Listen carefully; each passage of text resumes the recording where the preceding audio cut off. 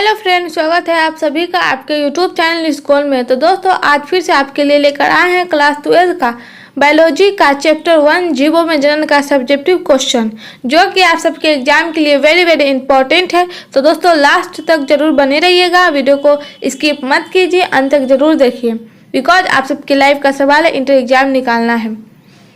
हम लोग chapter wise objective question को देख चुके हैं, अब हम लोग चैप्टर वाइज ऑब्जेक्टिव क्वेश्चन को देखेंगे, जो कि वेरी इंपॉर्टेंट है।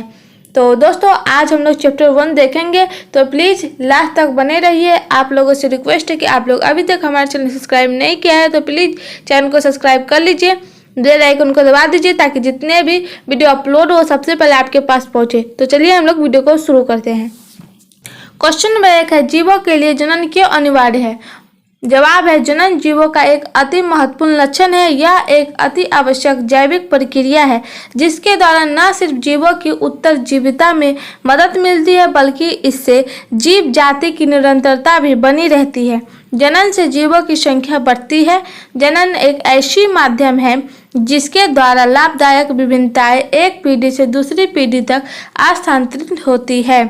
अतः जनन जैव विकास में भी सहायक होता है। इन समस्त कारणों के आधार पर यह कहा जा सकता है कि जनन जीवों के लिए अनिवार्य है।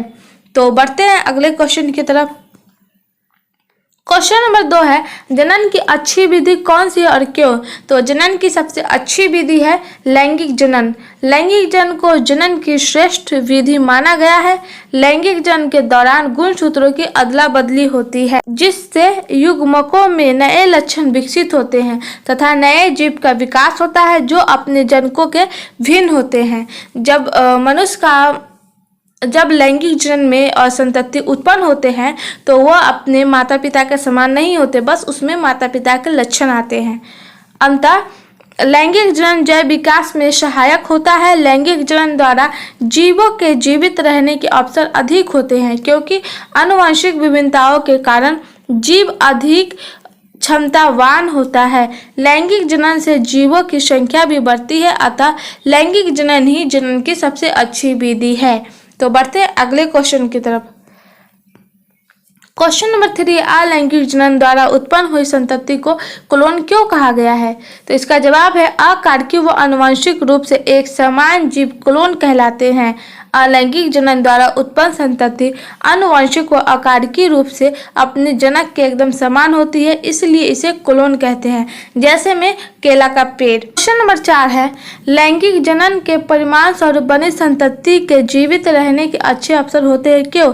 क्या यह कथन हर वक्त सही होता है? तो इसका जवाब है, लैंगिक जनन के दौरान गुणसूत्रों का विनिमय होने से आनुवंशिक विभिन्नताएं उत्पन्न होती है, जो जनक के से संतति में स्थानांतरित होती है। युग्मकों की उत्पत्ति व निषेचन के कारण नए तथा बेहतर गुणों युक्त संतति का जन्म होता है। अतः जनन के परिणाम स्वरूप उत्पन्न संतति में जीवित रहने के अच्छे अवसर मिलते हैं। यह कथन हर वक्त सही नहीं होता। जनकों में रोगग्रस्त होने पर वह रोग आने वाली पीढ़ी में स्थानांतरित हो जाता है। लैंगिक जनन के परिणाम स्वरूप बने संतति के जीवित रहने के अच्छे अवसर होते हैं, फिर भी ये कथन हर वक्त सही नहीं होता है। तो बढ़ते अगले क्वेश्चन की तरफ। क्वेश्चन नंबर 5 है, अलैंगिक जनन द्वारा बने संतति लैंगिक जनन द्वारा बने संतति से किस प्रकार से भिन्न है? तो अलैंगिक जनन द्वारा बनी संतति आनुवंशिक व संरचनात्मक रूप से जनक के समान होती है, अर्थात अपने जनक का क्लोन होती है। इसके विपरीत लैंगिक जनन द्वारा उत्पन्न संतति आनुवंशिक रूप से जनक से भिन्न होती है, मतलब वो अपने माता पिता के समान नहीं होते हैं। लैंगिक जनन से उत्पन्न संतति और अलैंगिक जनन से उत्पन्न संतति वह अपने माता पिता के एकदम फोटोकॉपी होते हैं। तो बढ़ते अगले क्वेश्चन की तरफ। क्वेश्चन नंबर 6 है, अलैंगिक तथा लैंगिक जनन के मध्य विभेद स्थापित करो। कायिक जनन को प्रारूपिक अलैंगिक जनन क्यों माना गया है? अलैंगिक जनन और लैंगिक जनन में भेद देखते हैं, अंतर देखते हैं। अलैंगिक जनन सिर्फ एक जनक भाग लेते हैं। लैंगिक जनन में 2 जनन भाग लेते हैं, नर तथा मादा। अलैंगिक जनन में युग्मक निर्माण व निषेचन का अभाव होता है। लैंगिक जनन में युग्मक निर्माण व निषेचन होता है। अलैंगिक जनन की कायिक कोशिका में होता है। लैंगिक जनन जनक की जनन कोशिकाओं में होता है। अलैंगिक जनन में समसूत्री विभाजन होता है। लैंगिक जनन में अर्धसूत्री व समसूत्री दोनों प्रकार के विभाजन होते हैं। अलैंगिक जनन में सरल व तीव्र गति से होने वाला जनन है। लैंगिक जनन जटिल व धीमी गति से होने वाला एक जनन है। अलैंगिक जनन द्वारा उत्पन्न संतति आनुवंशिक रूप से जनक के समान होती है, जबकि लैंगिक जनन द्वारा उत्पन्न संतति अपने आनुवंशिक रूप से अपने जनक के भिन्न होते हैं। अलैंगिक जनन जनक इकाई कलिका खंड या जनक का संपूर्ण शरीर होता है, जबकि लैंगिक जनन जनक इकाई युग्मक होते हैं। अलैंगिक जनन अकशेरुकी व निम्न कॉन्टेक्ट में पाया जाता है, जबकि लैंगिक जनन उच्च पौधे व जंतुओं में पाया जाता है।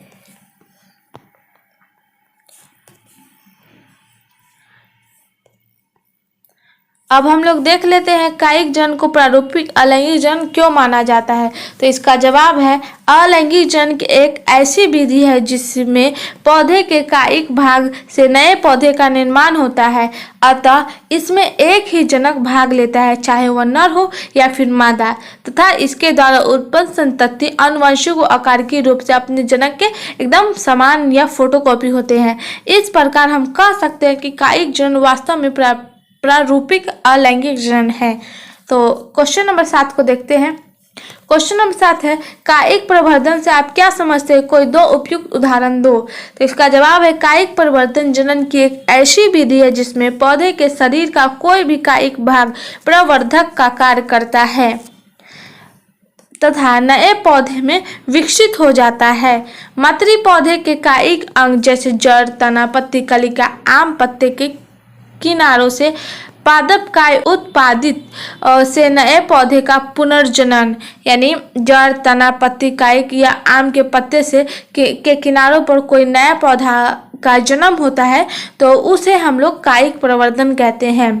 तो इसका दो उदाहरण है अजूबा के पौधे और आलू के कंद। आलू के कंद मतलब आलू में जो आँख होता है वहाँ से नए संतति की उत्पत्ति होती है और उसे हम लोग कायिक प्रवर्धन कहते हैं। तो वो कायिक प्रवर्धन की कैटेगरी में आता है। तो बढ़ते हैं अगले क्वेश्चन की तरफ। क्वेश्चन नंबर 8 है व्याख्या कीजिए किशोर चरण, प्रजनक चरण और जीर्णता चरण या जीर्णावस्था। तो पहला है किशोर चरण। सभी जीवधारी लैंगिक रूप से परिपक्व होने से पूर्व यानी पहले एक निश्चित अवस्था से होकर गुजरते हैं। इसके पश्चात ही लैंगिक जनन कर सकते हैं।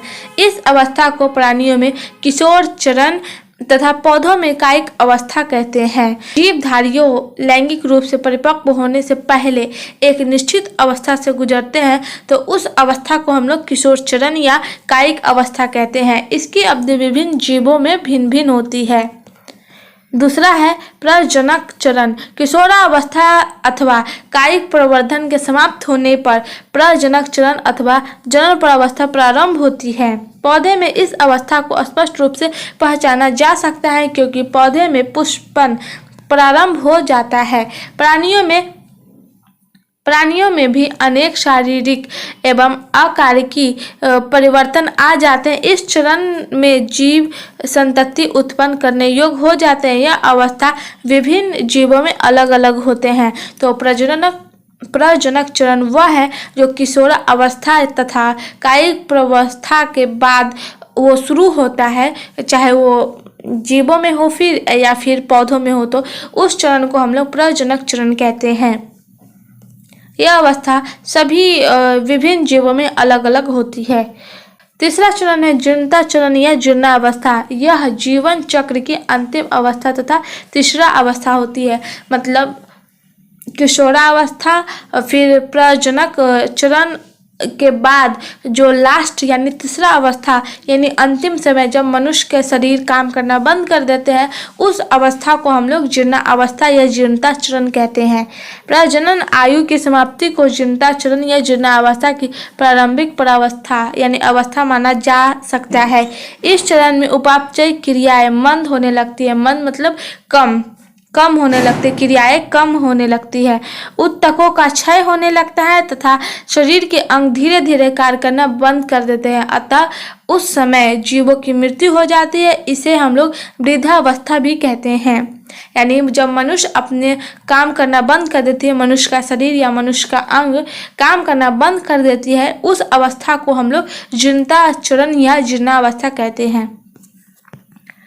क्वेश्चन नंबर 9 है, अपनी जटिलता के बावजूद बड़े जीवों ने लैंगिक प्रजनन को पाया क्यों? तो इसका जवाब है, लैंगिक प्रजनन जटिल तथा धीमी गति से होने के बावजूद भी अनेक रूप से उत्तम है। इस प्रकार के जनन के दौरान गुणसूत्रों का विनिमय होने के से नए लक्षण विकसित होते हैं जो पीढ़ी दर पीढ़ी स्थानांतरित होते रहते हैं। गुणसूत्रों के आदान प्रदान से विभिन्नताएं भी उत्पन्न होती है जो जैव विकास में सहायक होती है। अपने इन्हीं गुणों के कारण बड़े जीवों में लैंगिक जनन पाया जाता है।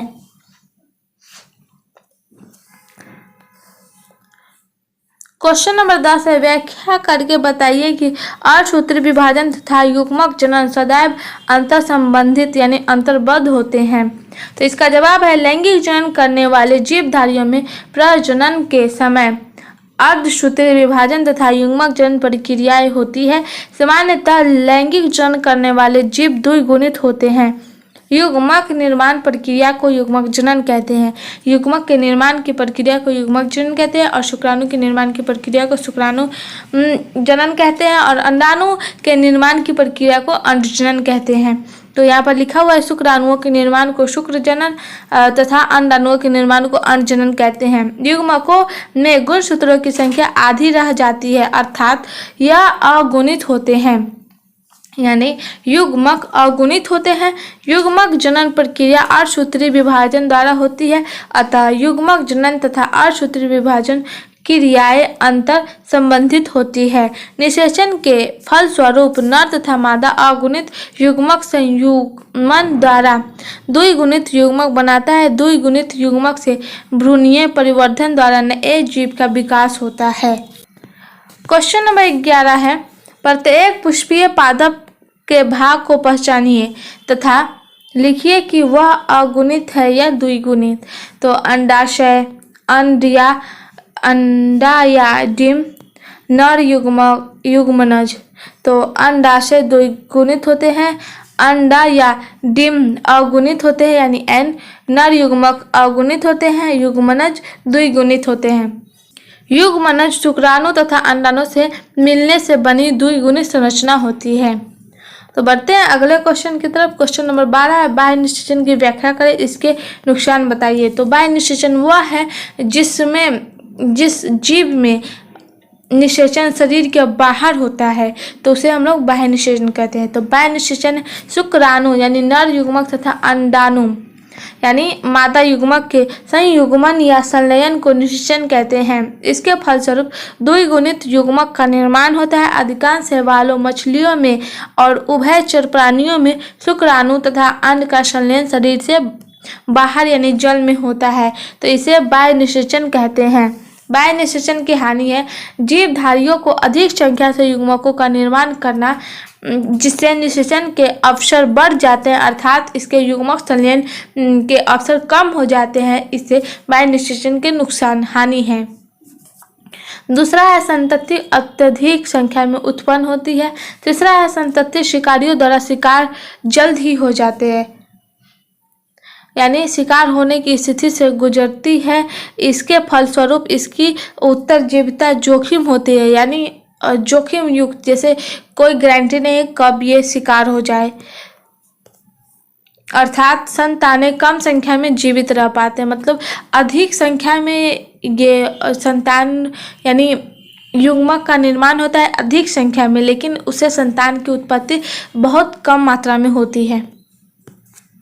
क्वेश्चन नंबर 13 है, जुस्पोर अलैंगिक चल बीजाणु तथा युग्मक के बीच विभेद। जुस्पोर अलैंगिक चल बीजाणु यह चल कशाबिका युक्त संरचना है जो अलैंगिक जनन की एक इकाई है। जुस्पोर एक अलैंगिक जनन की इकाई है। इसका निर्माण जनक कोशिका के जीवदर से सूत्रीय विभाजन द्वारा होता है। जुस्पोर का निर्माण निर्माण बोल सकते हैं। निर्माण जनक कोशिका के जीव द्रव से समसूत्री विभाजन द्वारा होता है। इनके अग्रभाग पर स्थित कशाभिका जल में तैरते हुए सहायक होती है। ये चल बीजाणुधानी में बनते हैं। उदाहरण है यूलोथ्रिक्स, क्लेमाइडोमोनास आदि।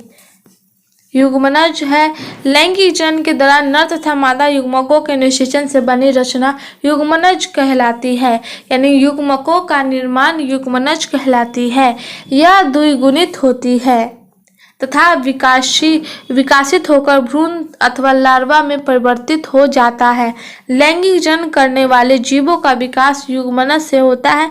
बाह्य निषेचन करने वाले जीवों में युग्मनज का निर्माण बाह्य माध्यम में होता है, जैसे में मेढक, जबकि आंतरिक निषेचन करने वाले जीवों में यह मादा शरीर में विकसित होता है, जैसे में मनुष्य में आंतरिक निषेचन होता है।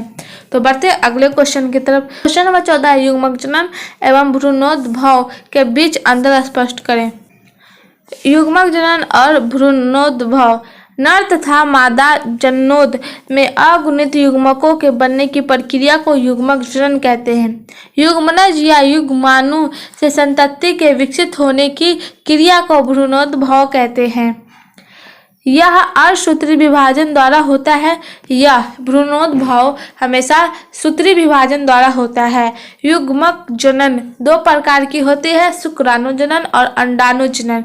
भ्रूणोद्भव के अंतर्गत निम्न प्रक्रियाएं होती है, जैसे में युग्मक जनन, निषेचन, विदलन एवं भ्रूण का निर्माण। तो बढ़ते अगले क्वेश्चन की तरफ।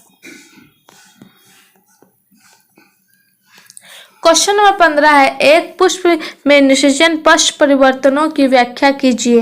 तो इसका जवाब है पुष्प के निषेचन पश्च यानी निषेचन से पहले परिवर्तन। पुष्पीय पौधों में दोहरा निषेचन तथा त्रिक संलयन होता है, यानी 3N। इसके फलस्वरूप भ्रूण कोश में द्विगुणित युग्मनज तथा त्रिगुणित प्राथमिक भ्रूणपोष केंद्रक बनता है। इसके क्रमशः भ्रूण तथा भ्रूणपोष बनता है। भ्रूणपोष विकसित भ्रूण को पोषण प्रदान करता है। भ्रूणपोष विकासशील यानी जो ग्रो कर रहा भ्रूण है उसको पोषण प्रदान करता है। इसके साथ साथ बीजांड में निम्नलिखित परिवर्तन होते हैं, जिसके फलस्वरूप बीजांड के बीज तथा अंडाशय के फलावरण का निर्माण होता है। बीजांडवृत्त यानी बीजवृत्त बनाता है। बीजांडवृत्त बीजवृत्त बनाता है। अध्यावरण बीजावरण बनाता है। अंडद्वार बीजद्वार बनाता है। बीजांड प्रायः नष्ट हो जाता है। कभी कभी भोजन संचित होने के कारण पेरिसर्प बनाता है। भ्रूण कोश के अंदर कौन कौन से आते हैं वो देख लेते हैं। अंड कोशिका, भ्रूण कोश के अंदर अंड कोशिका आती है जो भ्रूण बनाती है। सहायक कोशिका नष्ट हो जाती है भ्रूण कोश के अंदर। प्रतिमुख कोशिकाएं नष्ट हो जाती है। ध्रुवीय केंद्रक भ्रूणपोष बनाती है। तो आज का वीडियो यहीं पर समाप्त होता है। अगर आप सबको ये वीडियो पसंद आया है तो लाइक करें, चैनल को सब्सक्राइब करें और बेल आइकन को दबा दें और कमेंट में बताएं कि ये वीडियो आप सबको कैसा लगा और अपने दोस्तों में शेयर करें। तो चलिए दोस्तों, आज का वीडियो यहीं पर समाप्त होता है। जय हिंद, जय भारत, धन्यवाद।